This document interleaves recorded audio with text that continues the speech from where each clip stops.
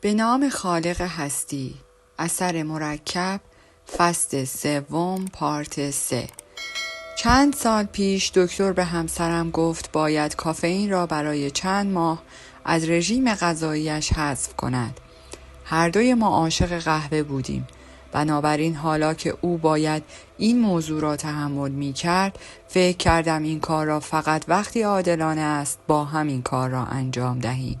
اول نصف عمل کردیم، یعنی برای 1 هفته 50% قهوه بدون کافئین و 50% قهوه معمولی مصرف کردیم.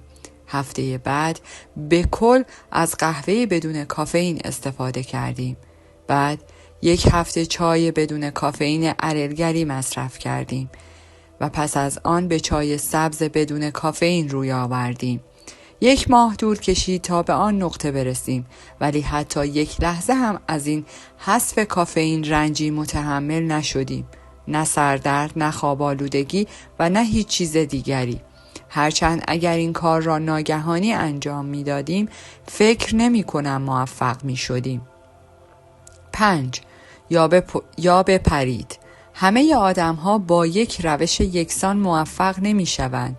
پژوهشگران کشف کردند برای بعضی از آدم هایی که می خواهند تغییراتی را در شیوه زندگیشان ایجاد کنند، آسانتر است که خیلی از عادتهای بدشان را یکباره عوض کنند. یک متخصص قلب و عروق، پیشگام دکتر دین اورنش، پی برد که می تواند بیماری‌های قلبی پیشرفته آدم‌ها را بدون تجویز دارو یا عمل جراحی و در واقع با ایجاد تغییرات چشمگیر در سبک زندگیشان بهتر کند. او کشف کرد که آنها اغلب این کار را آسان‌تر می‌دانند که به یک باره تقریباً با همه عادت‌های بدشان خداحافظی کنند. او تعدادی از آنها را به یک دوره آموزشی دعوت کرد که در آن غذاهای چرب و با کلسترول بالا را با یک رژیم غذایی بسیار کم چرب جایگزین می کرد. این برنامه شامل ورزش، بلند کردن آنها از تخت‌هایشان، پیاده روی و آهسته دویدن و در ضمن تکنیک‌های کاهش استرس و دیگر عادت‌های سلامتی قلب بود. شگفت‌انگیز بود که کمتر از 1 ماه این بیماران یاد گرفتند آن عادتهای بد مادام العمرشان را رها کنند و عادتهای جدید را بپذیرند. آنها به این کارشان ادامه دادند تا بعد از 1 سال سلامتی شگفت‌انگیزی را تجربه کردند. شخصاً این موضوع را یک استثناء می‌دانم، نه قاعده. اما شما خودتان باید بفهمید که کدام استراتژی به بهترین شکل برایتان مؤثر واقع می شود. در کودکی همراه خانواده‌ام به کمپی کنار دریاچه رولینز رفته بودیم. این دریاچه در منطقه‌ای در کالیفرنیای شمالی قرار داشت و آب آن از ذوب شدن برف رشته کوههای بالای دریاچه تامین می‌شد. آب دریاچه به طرز وحشتناکی سرد بود. در مدتی که آنجا بودیم، هر روز پدرم اصرار می‌کرد در آن دریاچه قطبی اسکی روی آب کنم. تمام روز نگران این درخواست ترسناک پدرم بودم. من عاشق اسکی روی آب بودم، ولی از رفتن به داخل آن آب خیلی سرد نفرت داشتم. یک تضاد منافع معمولی، البته به این خاطر که از هم تفکیک نمی شدند. پدرم مطمئن می شد که من هرگز نوبتم را از دست ندهم و بعضی وقتها خودش من را داخل آب هل می داد.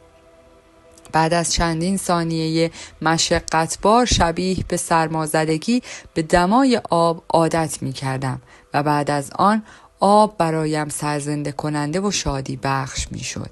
انتظار من از رفتن داخل آب از خود واقعیت بدتر بود. وقتی بدنم با آب مانوس می شد، دیگر اسکی روی آب یک تجربه لذت بخش بود. ولی با این حال باز هم این چرخه ترسیدن و آرام شدن را در روزهای بعد تجربه می کردم. آن تجربه دوران کودکی به این موضوع بی‌شباهت نیست که به طور ناگهانی یک عادت بد را حذف کنیم یا تغییر دهیم. شاید برای مدت کوتاهی این موضوع مشقتبار یا حداقل ناخوشایند باشد، ولی درست مثل بدن که از طریق فرایند هموستازی و یا همان خودپایداری با یک محیط جدید سازگار می شود، ما یک توانایی مشابه برای تطبیق و سازگاری با تغییرات رفتاری ناآشنا داریم و معمولاً می توانیم سریع خودمان را به صورت روانی و فیزیولوژیکی با شرایط جدید سازگار کنیم. بعضی وقتها آهسته به آب زدن جواب نمی دهد و باید بپرید داخل آب. می خواهم همین حالا از خودتان بپرسید در چه مواردی باید به آهستگی شروع کنم و در چه مواردی لازم است که آن پرش بزرگ را انجام دهم. در چه مواردی از رنج و سختی فرار می کنم، در حالی که درون خودم می دانم اگر سریع وارد عمل شوم خیلی زود با شرایط جدید سازگار خواهم شد. یکی از شرکای قبلی من برادری داشت که حریصانه آبجو می نوشید. عربده می زد و مثل یک دائم الخمر زندگی می کرد. همراه نهار، حین شام و بعد از شام و در کل زمان آخر هفته نوشیدنی الکلی می نوشید. روزی او در مراسم عروسی یکی از همکلاسی‌های سابقش در دانشگاه شرکت کرد و برادر دوستش را دید که با اینکه 10 سال بزرگتر از هر دوی آنها بود اما 10 سال جوانتر به نظر می رسید. دید که او شاد بود، می خندید، لذت می برد و در مراسم عروسی از او احساس سرزندگی و شادابی تراوش می کرد. از آن احساسهایی که خودش سالها آن را تجربه نکرده بود. در همان لحظه تصمیم گرفت دیگر هرگز قطره نوشیدنی الکلی ننوشد. یک تصمیم آنی، به همین سادگی. دیگر هیچ وقت و الان بیش از 6 سال است که به آن تصمیم پایبند است. وقتی باید عادت بدی را در خانه تغییر دهیم با احتیاط و آهسته عمل می کنیم، اما در زندگی حرفه‌ایم پی بردم که شیرجه بزرگ به مراتب مؤثرتر است.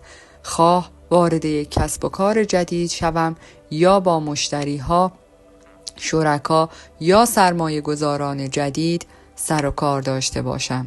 معمولاً به آهستگی عمل کردن با آن همخوانی ندارد. هر بار که به دریاچه ایرونیز فکر می کنم می دانم که ابتدا دردناک خواهد بود، اما یادم می آید که در زمانی اندک نشاط‌آور و روح بخش خواهد شد و به آن سختی موقت می ارزد. بازرسی عادتهای بد. به شما توصیه نمی کنم که همه چیزهای بد را از زندگیتان حذف کنید. در بیشتر موارد اعتدال و میانه روی خوب است، ولی چگونه می توانید تشخیص دهید که آیا یک عادت بد بر شما مسلط شده است یا نه؟ من این کار را با بازرسی عادتهای بدم انجام می دهم. هر از چند گاهی یکی از عادتهای بدم را انتخاب می کنم، بررسی می کنم تا مطمئن شوم که در رابطه من با هم هنوز هم من حرف اول را می زنم یا نه. عادتهای بد من: نوشیدن قهوه، خوردن بستنی، نوشیدن نوشابه و دیدن فیلم است. قبلا وسواس بستنی خوردنم را برایتان توضیح دادم. وقتی این موضوع به نوشابه می رسد دوست دارم مطمئن شوم که از یک لیوان لذت می برم، نه غرق شدن در یک عادت بد.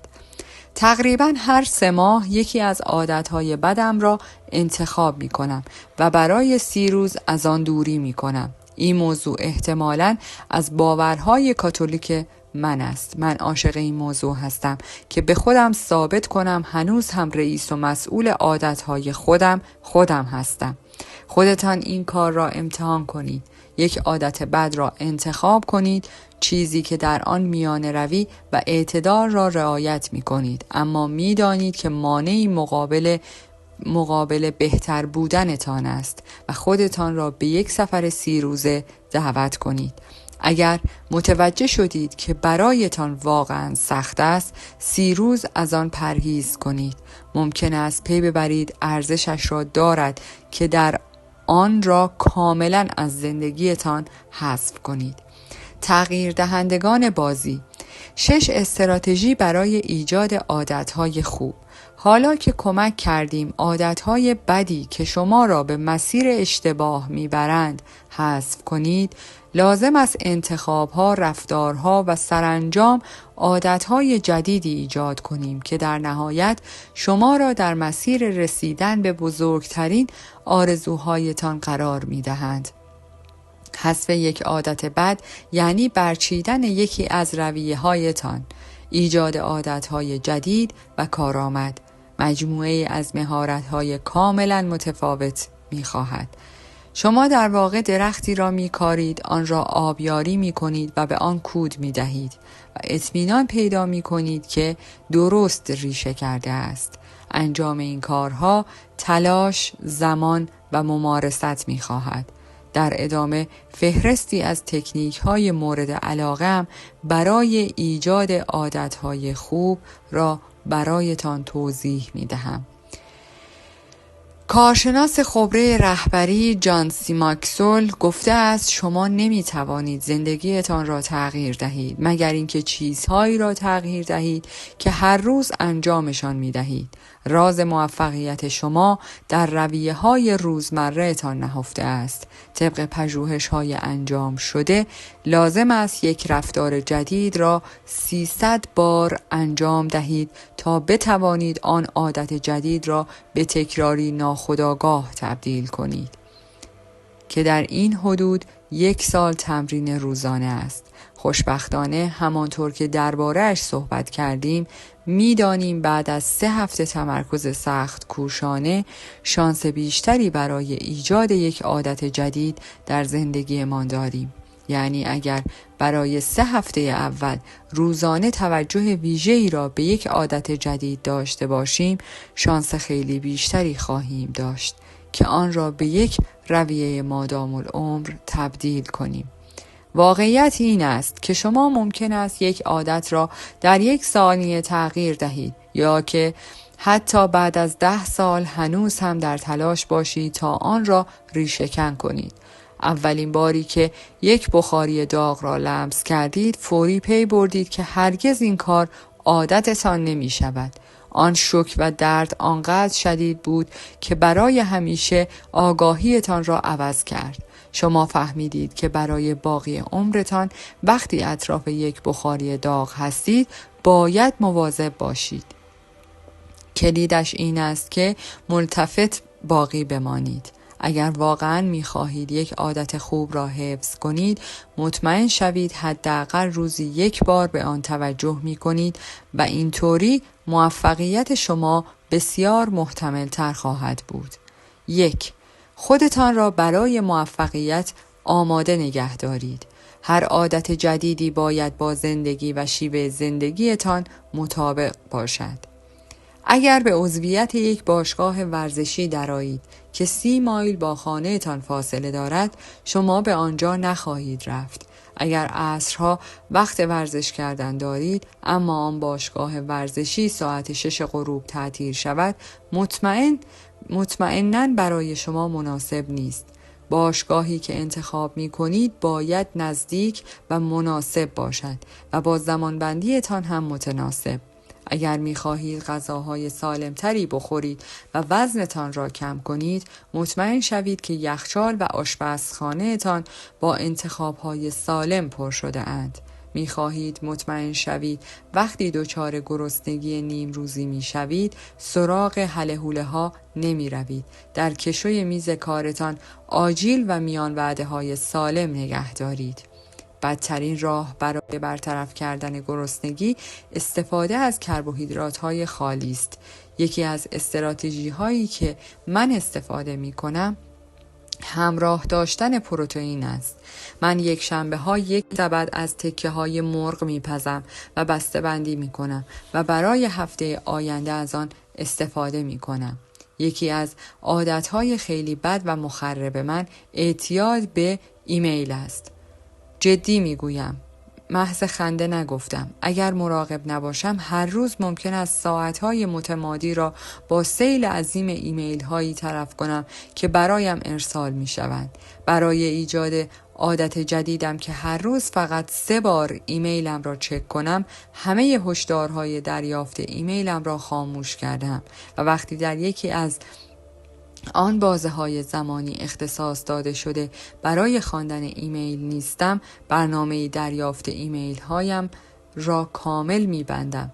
من باید اطراف آن گرداب زمانی دیواری می ساختم تا مبادا برای تمام روز در آن گرفتار شوم. 2. به اضافه کردن فکر کنید، نه کم کردن. وقتی برای مجله موفقیت با مونتل ویلیامز مصاحبه می کردم، او گفت به خاطر بیماری بدی که به آن مبتلاست، بیماری MS، رژیم بسیار دقیقی را می گذراند. مونتل خود را با چیزی به نام اصل افزودن وفق داده بود. من فکر می کنم این اصل برای هر کسی با هر هدفی ابزاری فوق‌العاده است. برای من توضیح داد این اصل در یک باره نیست که تلاش کنید چیزی را از رژیم غذاییتان حذف کنید، بلکه در این باره است که چه چیزی را اضافه و جایگزین می کنید. این اصل معیاری برای زندگی او شده است. جای اینکه فکر کند مجبور است خودش را از چیزی محروم یا آن را از رژیم غذاییش حذف کند، نمیتوانم همبرگر، شکلات یا لبنیات بخورم. به چیزهایی فکر می کند که می تواند جایگزین آنها کند. امروز می خواهم سالاد، سبزیجات بخارپز و انجیر تازه بخورم. او تمرکز و شکمش را با چیزهایی پر می کند که می تواند بخورد. بنابراین دیگر به چیزهایی که نمی تواند بخورد توجه یا اشتیاقی ندارد. جای تمرکز روی چیزهایی که باید از آنها صرف نظر کند، به چیزهایی فکر می کند که می تواند به زندگیش اضافه کند. نتیجه این کار خیلی قدرتمند است. یکی از دوستانم می‌خواست عادت بدش در تلف کردن وقت خیلی زیاد پای تلویزیون را از بین ببرد.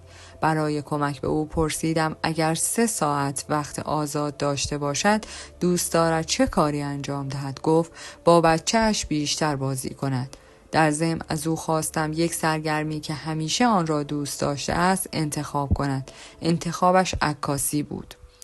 او به خرید رفت و همه تجهیزات لازم برای عکاسی و ویرایش پیشرفته عکس را تهیه کرد و این باعث شد با شادمانی به گردش‌های زیادی با خانواده‌اش برود تا بتواند از بچه‌اش عکس‌های فوق‌العاده بگیرد. بعد ساعت‌هایی در شب آن عکس‌ها را ویرایش می‌کرد و با کنار هم قرار دادنشان نمایش اسلایدی و آلبوم عکس برای خانواده‌اش درست می‌کرد. آنها زمان زیادی را با هم سپری می‌کردند، می‌خندیدند و با هم خاطراتی به یاد ماندنی درست می‌کردند. او چون خیلی روی فرزندانش و نیز عکاسی تمرکز کرده بود، دیگر وقت یا اشتیاقش را نداشت که شبها بنشیند و تلویزیون تماشا کند. پی برد به این خاطر روی تلویزیون تمرکز کرده بود که تماشای تلویزیون یک راه فرار ذهنی آسان از مشغله‌های کاری روزانه‌اش بود. با جایگزینی تماشای تلویزیون با عادت جدید، بازی کردن با فرزندان و عکاسی کردن، اشتیاقی قدرتمندانه‌تر و بازدهی خیلی بیشتری را تجربه کرد. چه چیزهایی را می توانید به زندگیتان اضافه کنید تا به کمک آنها تجربیات زندگیتان را غنی‌تر کنید؟ 3. کارهایتان را به دیگران بگویید. اجرای یک نمایش عمومی از مسئولیت پذیری. یک مقام دولتی را در حال سوگند کاریش تصور کنید. من سوگند می‌خورم که، و بعد سخنرانیش را اینطور ادامه می‌دهد که چگونه به قولهای کمپین انتخابیش عمل می‌کند. وقتی مقابل رسانه‌های عمومی سوگند می‌خورد و قول می‌دهد، می‌داند که مسئول و جوابگوی هر کاری خواهد بود که او را از قولهایش دور می‌کند و برای هر پیشرفتی در راه رسیدن به اهدافش تحسین می‌شود. آیا می خواهید آن عادت جدید را در خودتان نهادینه کنید؟ از ناظر کبیرتان بخواهید که مراقب شما باشد. با وجود این همه رسانه‌های اجتماعی که امروزه در دسترس هستند، این کار هرگز به این راحتی نبوده است. داستان خانمی را شنیدم که تصمیم میگیرد با وبلاگ نویسی درباره هر سنتی که خرج میکرد کنترل مسائل مالیش را به دست گیرد. اعضای خانواده، دوستان و خیلی از همکارانش عادت خرج کردن او را دنبال می کردند و به خاطر چشمهای زیادی که او را زیر ذره‌بین داشتند درباره مسائل مالیش بسیار مسئولیت پذیرتر و منظمتر شد. یک بار برای کمک به یکی از همکارانم در ترک سیگار به همه اعضای شرکت گفتم گوش کنید. زلدا تصمیم گرفته سیگار کشیدن را ترک کند. این فوق‌العاده نیست؟ همین الان آخرین سیگارش را کشید. بعد یک تقویم دیواری بزرگ را بیرون از اتاقش قرار دادم. او هر روز که سیگار نمی کشید یک ضربدر بزرگ قرمز رنگ روی تقویم میزد. همکارانش متوجه شدند و شروع کردند به تشویق او تا اینکه ضربدرهای بزرگ قرمز رنگ تقویم را پر کردند. زلدا نمیخواست شرمنده آن تقویم، همکاران و خودش شود و شکست بخورد. بنابراین سیگار را ترک کرد. به خانواده‌تان بگویید بگذارید دوستانتان بدانند. روی فیسبوک و توییتر بنویسید، بگویید تغییر کرده اید و از این به بعد شما رئیس خودتان هستید. 4. یک همراه موفقیت پیدا کنید. چیزهای خیلی کمی هستند که به قدرتمندی دو آدمی باشند که بازوهایشان را با هم در هم قفل کردند و به سمت هدف مشابهی گام برمی‌دارند. برای اینکه احتمال موفقیتتان را بالا ببرید، یک همراه موفقیت پیدا کنید. کسی که موقع نهادینه کردن یک عادت جدید وقتی وسوسه میشوید به عادت قبلیتان برگردید. شما را مسئولیت پذیر نگه خواهد داشت. من خودم کسی را دارم که به آن همراه موفقیت میگویم. هر جمعه ساعت 11 صبح ما با هم یک مکالمه تلفنی 30 دقیقه‌ای داریم که در آن پیروزی‌ها، شکست‌ها، اصلاحات و افسوس‌هایمان را مطرح می‌کنیم و از طرف مقابل بازخوردی را می‌خواهیم که نیاز است و همدیگر را مسئولیت پذیر نگه می‌داریم. شما هم ممکن است برای پیاده روی‌ها، دویدن‌ها، رفتن به باشگاه ورزشی یا بحث و تعادل کتاب‌های بهبود شخصی به یک همراه موفقیت احتیاج داشته باشید. 5. رقابت و رفاقت. برای برانگیختن روحیه رقابتی و غوطه‌ور کردن خودتان در یک عادت جدید، هیچ چیزی مثل یک رقابت دوستانه نیست.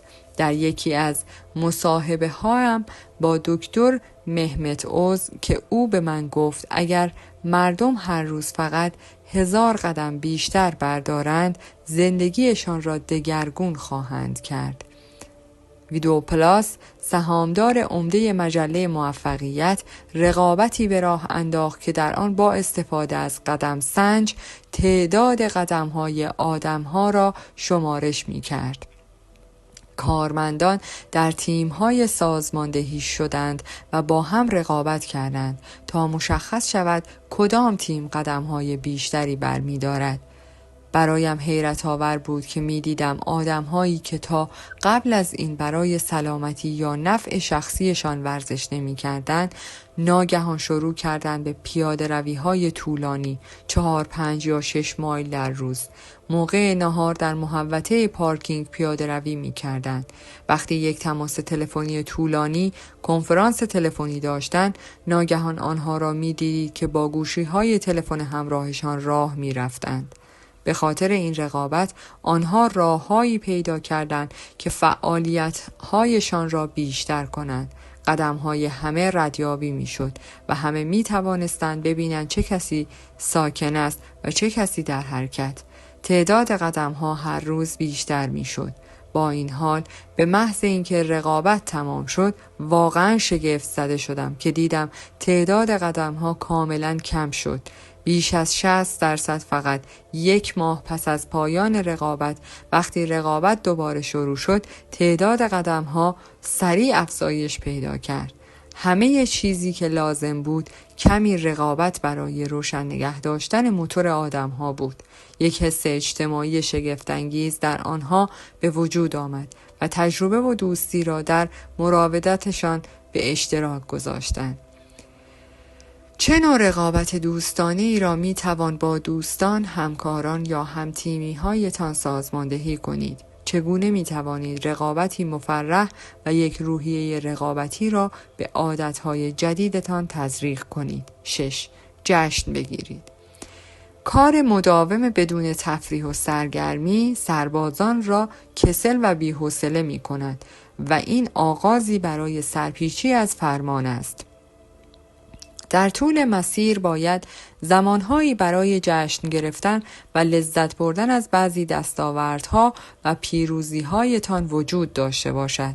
شما نمی توانید با سختی کشیدن و بدون هیچ پاداشی به راهتان ادامه دهید. شما باید جوایزی هرچند کوچک پیدا کنید که هر ماه، هر هفته یا هر روز به خودتان بدهید. حتی چیزی خیلی کوچک برای قدردانی از خودتان به خاطر چسبیدن به یک رفتار جدید. شاید زمانی برای قدم زدن به خودتان بدهید. در وان حمام لم دهید یا چیزی را فقط برای سرگرمی بخوانید. برای مراحل مهمتر و بزرگتر یک وقت ماساژ برای خودتان رزرو کنید یا در رستورانی که دوست دارید شام بخورید. تغییر سخت است. چیزی وجود دارد که 99% آدم‌های شکست خورده و آدم‌های موفق در آن مشترک هستند. همه آنها از انجام دادن کارهای مشابه نفرت دارند. تفاوت در این است که آدم‌های موفق آن کارها را به هر حال انجام می‌دهند. تغییر سخت است. به همین خاطر است که مردم عادتهای بدشان را عوض نمی‌کنند و خیلی از آنها ناکام و ناخوشایند می‌شوند.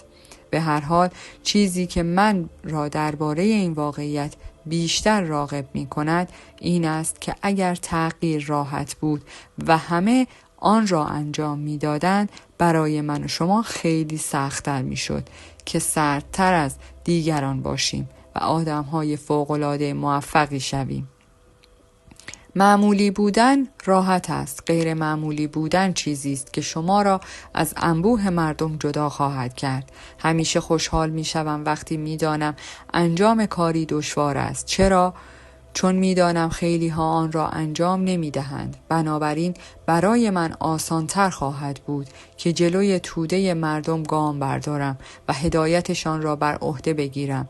من عاشق حرف‌های دکتر مارتین لوتر کینگ هستم که عالمانه گفته است: معیار شناخت یک انسان موضع او در زمان آسایش و آسودگی نیست، بلکه موضع او در گیر و دار چالش هاست. وقتی با وجود دشواری، طاقت فرسایی و مشقت انجام کاری را انجام می دهید، آن وقت است که بهبود مورد نظرتان را کسب می کنید و در رقابت با دیگران نتایج بهتری به دست می آورید.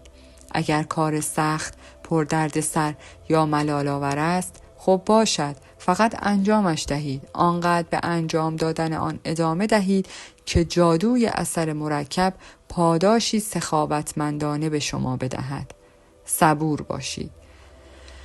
وقتی با موضوع ریشه کن کردن عادتهای بد قدیمی و شروع عادتهای جدید سر و کار دارید، یادتان باشد که صبور باشید. اگر 20، 30 یا 40 سال یا بیشتر را صرف تکرار رفتارهایی کرده اید که حالا سعی در تغییرشان دارید، باید انتظار داشته باشید مدت زمان طولانی و تلاش زیادی را صرف کنید تا اینکه نتایج نهایی نمایان شوند. مطالعات علمی نشان داده اند الگوهای فکری و رفتاری که بارها تکرار شده اند چیزی به نام شیار عصبی ایجاد می کند که مجموعه‌ای از نورون‌های عصبی متصل شده به هم هستند و الگوهای فکری یک عادت خاص را حمل می کند.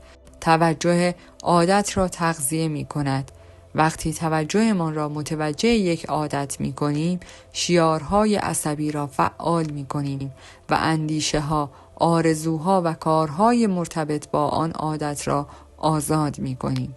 خوشبختانه مغز ما منعطف است. اگر توجه به آن عادت بد را متوقف کنیم، آن شیارها ضعیف می شوند. وقتی عادتهای جدیدی را شکل می دهیم، با هر تکرار شیارهای جدید را عمیق‌تر می کنیم تا سرانجام بر شیارهای قبلی غلبه کند. ایجاد عادتهای جدید و شکل دادن شیارهای جدید در مغز کاری زمانبر است. صبور باشید. اگر از مسیرتان منحرف شده اید، به خودتان بیایید. خودتان را سرزنش نکنید و دوباره به مسیر درست برگردید. اشکالی ندارد. همه ما اشتباه می کنیم. فقط دوباره تلاش کنید و استراتژی دیگری را امتحان کنید. تعهد و پایداریتان را تقویت کنید. وقتی به تلاشتان ادامه دهید، نتایج بزرگی می گیرید. حالا که صحبت از نتایج شد، بد نیست بدانید فصل بعد جایی است که ما شروع می کنیم به جدا شدن از بقیه، همان جایی که تکانش بزرگ شکل می گیرد. با همه تلاش های منظمی که از اصول 3 فصل اول کتاب به کار بسته اید، اینجا جایی است که پاداشتان را می گیرید. پاداشی بزرگ. به خدمت گرفتن اثر مرکب، خلاصه گام‌های عملی.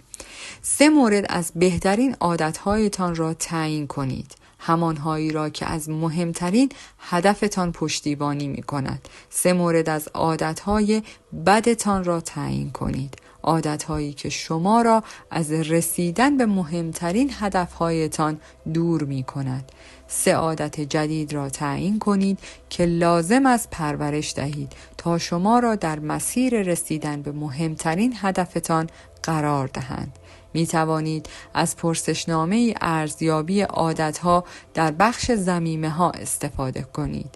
انگیزه های اصلیتان را تعیین کنید.